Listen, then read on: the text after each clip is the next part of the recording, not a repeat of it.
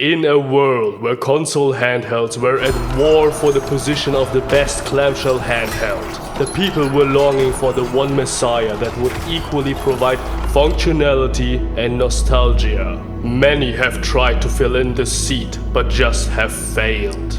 The GPD-XD was a pioneer too early for its own good. The Powkiddy V90 had the looks but not the bronze. The Retroid Pocket Flip had its own Achilles tendon which nerfed its lifespan. They tried where no one else succeeded, but in the end, they all fell into oblivion. For a long time, it seemed hopeless. There was just no clamshell messiah in sight. Until the Anbernic Harbingers revealed a new promising candidate. The RG35XXSP in all its nostalgic glory emerged victorious. They reign on top of all clamshells and feast from the confidence that no other will take their throne. But wait, out of the blue from the forgotten Miyoo prophecy, a new challenger emerges. Equipped with more raw strength, new weapons and the testament of their ancestors. Will the Miyoo Flip be able to dethrone the RG35XXSP and claim the title as the #1 clamshell handheld?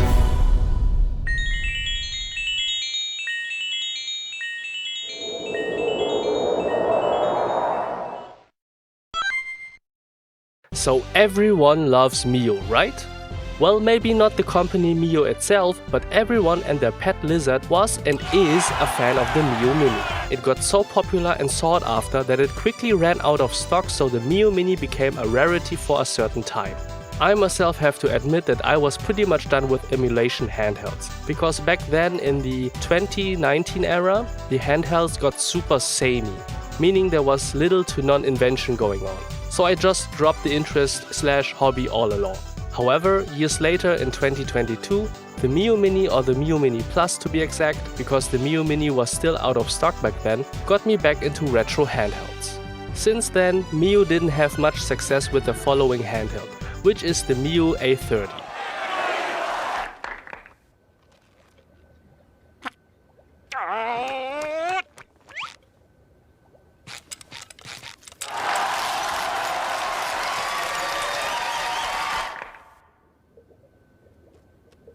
If you want to know why I love the Miyoo Mini and Mini Plus so much in more detail, check out this video here.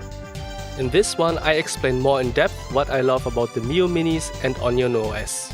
Miyoo has been teasing the Miyoo Flip for a long time now, and it's finally released, and guess what? It's already out of stock. I had to get mine from someone on eBay who bought it originally from Aliexpress.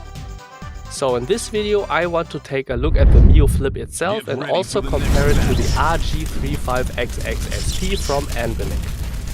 Spoiler, while I think as of now the Anbernic RG35XXSP is the better deal overall, I've noticed that the Miyoo Flip has one advantage that might make some people consider the Flip over the SP. By the way, I'd really appreciate it if you'd leave a like on this video and subscribe to my channel. I don't have any sponsors other than myself, which means I paid for everything out of my own pocket and am thankful for any support this channel receives. Unboxing. The Miyoo Flip comes in this neat cardboard box, with the infamous vibration motor typo of course. Inside there is a case designed specifically for the Miyoo Flip. The contents inside are a thin, plasticky screen protector, a non-branded 64GB micro SD card, a USB micro SD card reader, a flat USB-C to USB-A cable, an instruction leaflet, accordion design, and the console itself, of course. My model is the grey SNES version. If I had a choice, I probably would have gotten the yellow one. It's just nice to have a handheld with out-of-the-norm colors. I have plenty of handhelds in standard grey, black, white, so I'm interested in more colorful designs. On the top, the Miyoo Flip features a mini HDMI output, a USB-C port to connect a controller, and the inline shoulder buttons. They have a soft, pretty silent feel, but are still clicky. On the left there is the volume rocker and one micro SD card slot underneath. The right side features the power button, which is pretty flush with the housing, a needle hole for resetting the console, and the second SD card slot. At the bottom we have the 3.5mm headphone jack and another USB port, but this one is for charging. The back shows data and info. It also has these riffles or indents with ventilation holes on the sides. Once you'll open the device, you'll notice the abysmal hinge. I mean, it gets the job done, I guess, but it's very creaky and does not feel sturdy nor premium. It can open up to 180 degrees and has one hard stop at, let's say, 160 degrees and another soft stop at maybe 110 degrees. Also, before you close the device, the Flip has this one stop at around 10 degrees before fully closing. The face buttons feel fine. They are all not too loud and feel rather mushy, but still have a click to them.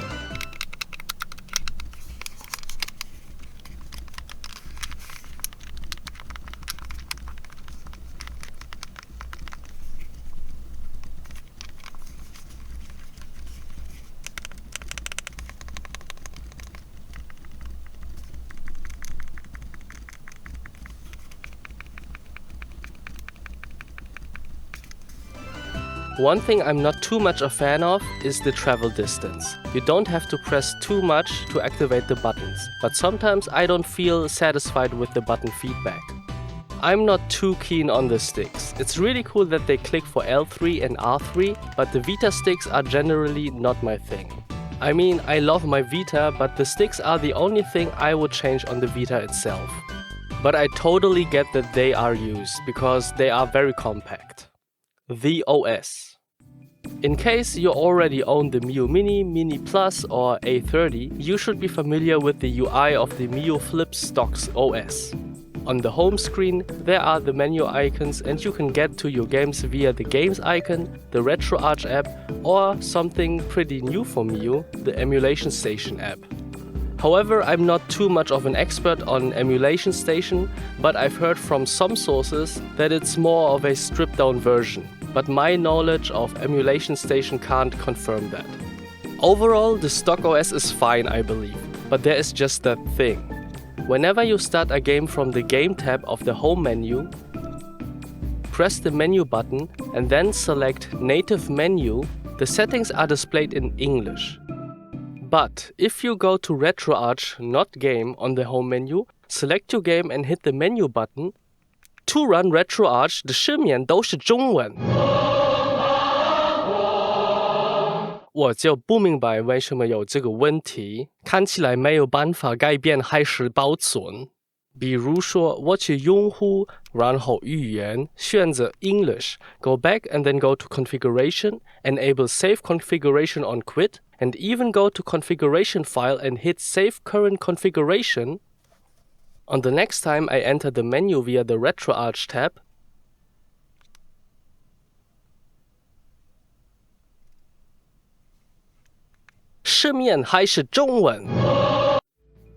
that is pretty much the only big thing that bugs me about the stock OS. Oh, and the battery seems to drain super quickly. Even though I've only spent a few minutes on the RetroArch menu trying to change the language, the battery percentage went down really fast. Another buggy thing that I found is that on the Recent tab, once I tried to select the ported game Diablo Resurrected, it just loads, and even though I didn't press anything, it returns me to the home menu. To be fair, there is a stock update out that might fix stuff like that and apparently adds Bluetooth, but I'm not interested in that. I'm waiting for the custom firmwares to hit the scene. Yes, I'm part of the problem. And just for comparison, on the RG35XXSP I use MooOS because it was the very first custom firmware with hinge support. And I just stuck with it. Emulation performance. So we all know that emulating everything up until PS1 is no problem for both the Miyoo Flip and the Anbernic RG35XXSP. Where it gets interesting is N64, Dreamcast and PSP emulation. Those are the consoles that the handhelds of this price category struggle with. For N64 I like to test this pink marshmallow game. From experience emulating it, the 3D graphics seem buggy most of the time. if you don't have either powerful hardware or a well-configured emulator.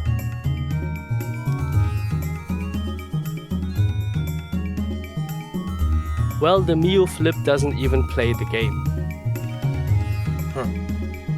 So I decided to test Red Plumber Racing, since this game was already preloaded. It seems there is an audio glitch which doubles playback of a voice line in the menu. Maybe that is supposed to be like that?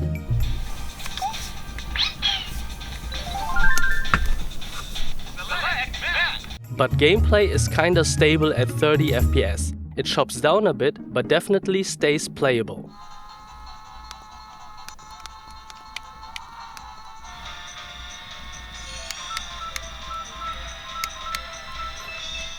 So when testing the Dreamcast game Cosmic Smash on the RG35XXSP, I've noticed the performance depends on the emulator. When I was using Newly, the default chosen emulator struggled with it. The game ran pretty choppily, both on the visual and audio side. But the default chosen emulator on MuOS has no issues running the game. On the Miyoo Flip, the analog sticks help to control the game, because I can aim my shots more precisely. I even sometimes manage to make curved shots, which I don't think I was able to do on the SP. When we take a look at the FPS counter on the Flip, we can see that it dips from 60 down to 40, or sometimes 35. But if the counter wouldn't tell me, I definitely would not have noticed any difference. For PSP, I usually like to test two specific games. The first one is Monster Hunter Freedom Unite, which is not only my most favorite PSP game, but also one of my most favorite games of all time. I played it so much on my original PSP and on emulators that I pretty much know it in and out. By the way, instead of using the RG35XXSP, I'm using the RG35XXH, since this one has the same chipset, therefore the same horsepower, but with two analog sticks. As we can see, both run the game, I would say, flawlessly. Both handhelds run the game at 2x resolution and without any frame skip. Even when it comes to battling the big monsters, I cannot see any problems. And thankfully both handhelds have dual sticks, so controlling the camera is no issue at all. I have to say, ergonomically speaking, the landscape form factor of the RG35XXH is more comfortable, but man.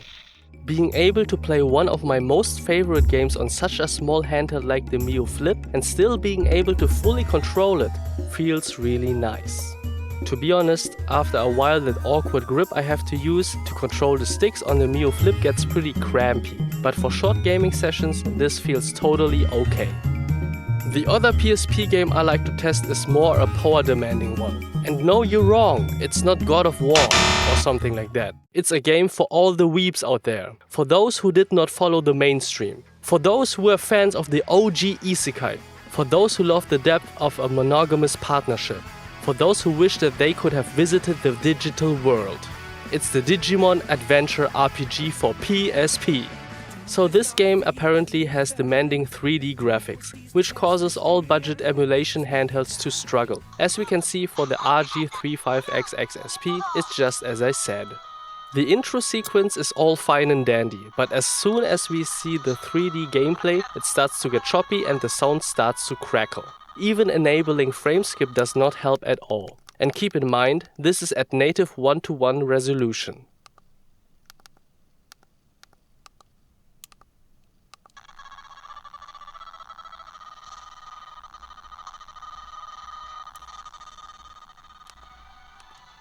Does the Miyoo Flip perform any better? Well, yes and no. It's a tiny bit better, but definitely still struggles enough to consider this unplayable for me.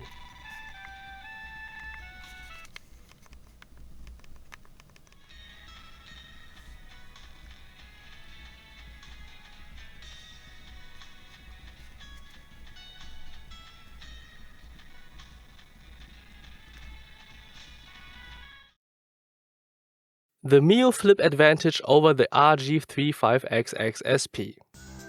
You might have already noticed that I haven't compared the size of the two handhelds yet, but you probably already saw that the Flip is a tad smaller than the SP in pretty much all dimensions. And that, my lovely retro fans, is a huge advantage of the Flip over the SP. Okay, so I made a video before of my wish list for 2025, not only for handhelds itself, but also for accessories. And thanks to the smaller size of the Flip, you can use a really nice accessory that was not originally meant for the Flip. Let me show you another clamshell, which is the Powkiddy V90. Well, this is not a Powkiddy V90 you might say, but you're wrong. The Powkiddy V90 is inside this belt pouch. This belt pouch is meant for the Samsung Galaxy Flip, but I don't have that phone. I still use an old Galaxy with a cracked screen. But the cool thing is that this belt pouch slash bag or whatever you want to call it fits not only the Powkiddy V90 but also the Miyoo Flip. It fits really nicely and the magnetic flap stays on when you close it. So I can put this belt pouch not only on my belt but also on the strap of my sling bag. So I have this extra space to carry around my Miyoo Flip. If the RG35XXSP would fit inside this belt pouch, it would be my everyday carry handheld in a heartbeat. But it's just too big. That's what she said. And of course I couldn't just buy one of these belt pouches, I had to test out more. So here is one that closes with Velcro and has this pen holder loop. But I don't like the clip that is attached to the belt or strap because it can easily fall off. This version has a clippy thing to close the pouch and uses two button straps to attach to a belt. It's also more of a tighter fit and doesn't easily slide in and out. That's what she said. And last but not least, this one is another leather version, just like the brown leather one. But I like this one the most because it has a clip to quickly attach it to a belt. The bad thing about this clip, it's out of plastic, so it might break on you at some point. But the cool thing is, it still feels sturdy enough and also is rotatable. It clicks into different directions, so it's more versatile. I haven't tested them on the go yet, so I don't know how long they will last, but they cost around €5 on Aliexpress. They can be easily bought again when they break. I've put the links to the items I've bought in the video description below. And also some links to their Amazon counterparts, in case you prioritize faster shipping time over price. And so you know, they are not affiliate links, so the best way to support me is to leave a like and subscribe to my channel. Also share this video with all your retro fans. For my final words, I like the Miyoo Flip. It might not have sounded like that, but to have a well-rounded console with analog sticks in this clamshell design is very cool. Especially that I have the option to carry it in this belt pouch as my EDC handheld. But I'm actually waiting for custom firmware like Spruce OS or Newly to be released, because as of now I'm not a fan of the stock OS. I mean, that's definitely not a hot take, and I could have been more thorough with the comparison, but what can I say? In the end, I'm not a critic, but just a handheld fanboy myself. Anyways, don't forget to like and subscribe. Thank you. That's it. Bye.